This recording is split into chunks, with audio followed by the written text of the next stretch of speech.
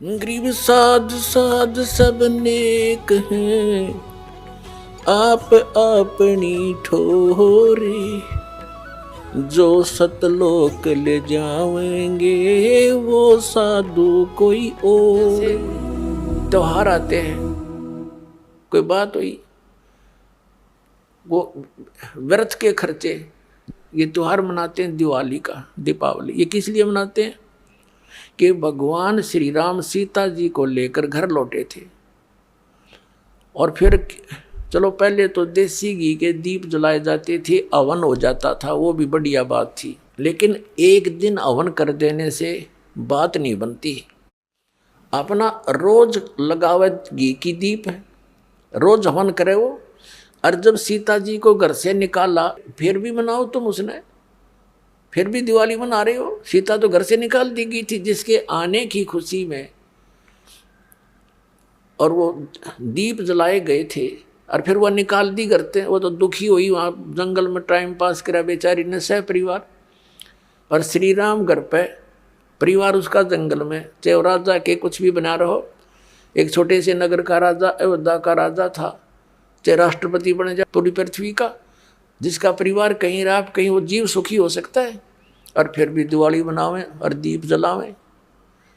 तो इस तरह की जो क्रियाएं हैं ये परंपरा है, सूझबूझ का कार्य नहीं है।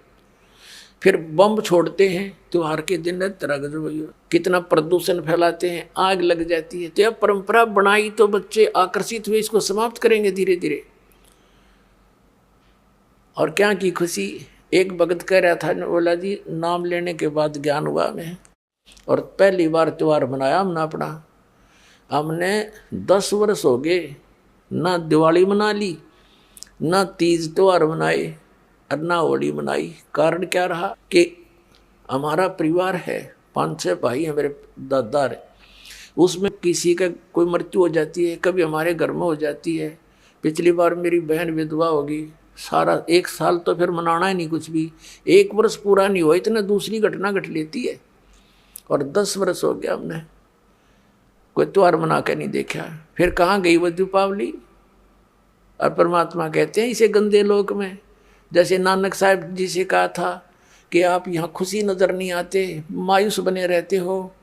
तब नानक साहब जी ने कहा था, ना जाने काल की कर डारे, किसी भी ढल जा पासावे, अर्जी नाते सरते मौत खुड़क दी, उन्होंने केड़ा हंसावे।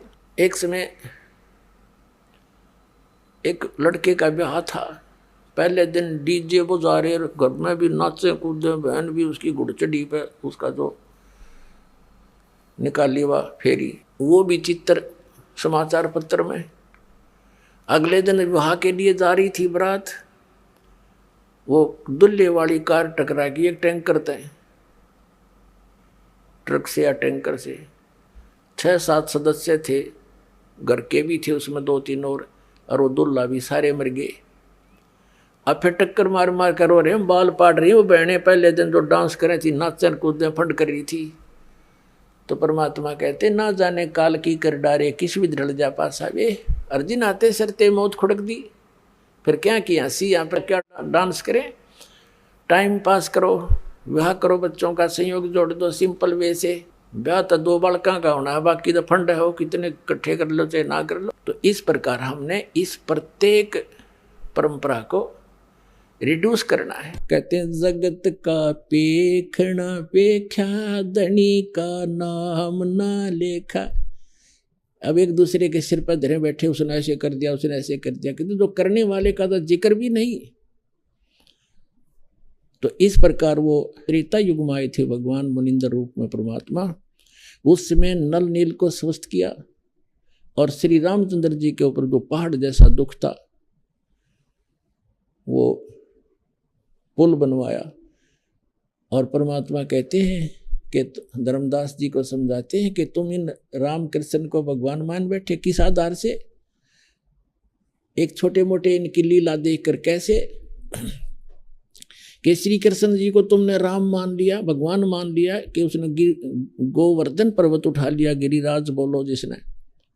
और आपके पुराण बताते हैं, आप खुद कथा सुनते और सुनाते हो कि शेष नाग सारी सृष्टि न ठारा, जिसको ऊपर पृथ्वी भी, सारे ये लोग, ग्रह भी, प्रह भी, तो एक पहाड़ के ठाणते भगवान मान लिया तो शेषनाग क्यों नहीं माना तुमने परमात्मा?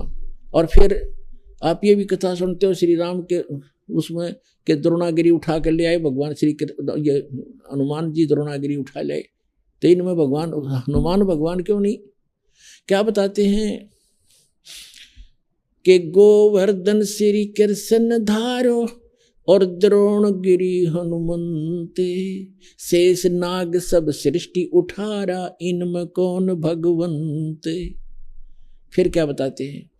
कहते हैं समुद्र पाट लंका गयो वो सीता को भरता रे, और अगस्त ऋषि ने ये सातों पी लिए इनमें कौन करता रे। एक अगस्त ऋषि वे हैं जिनमें ऐसी सिद्धि थी कि उन्होंने एक घूंट में सातों समुद्रों को पी लिया था, खत्म खाली कर दिया था इसको, फिर प्रार्थना करी तो वापस उसको छोड़ा था। तो परमात्मा कहते हैं तुम मानते हो कि श्री रामचंद्र जी ने समुद्र पर पुल बना लिया इसलिए भगवान मान लिया? कहते अगस्त ऋषि ने सातों पी लिए थे, वो क्यों ना भगवान माना?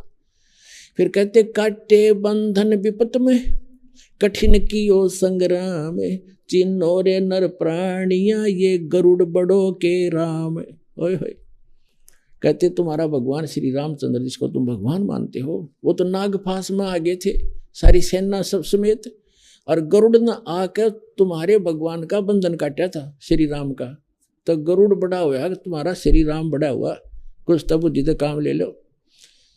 भजन करो उस रब को जो दाता है कुल सबका, भजन करो उस रब को जो दाता है कुल सबका। वो है कबीर इज गॉड, धानक रूप रहा करतार, अनंत कोट ब्रह्मांड का एक रति नहीं भार, और सतगुरु पुरुष कबीर है ये कुल के सरदनार। हम सुल्तानी नानक तारे दादू को उपदेश दिया, जात जुलाहा भेद नहीं पाया वो काशी माए कबीर हो। बोलो सतगुरुदेव।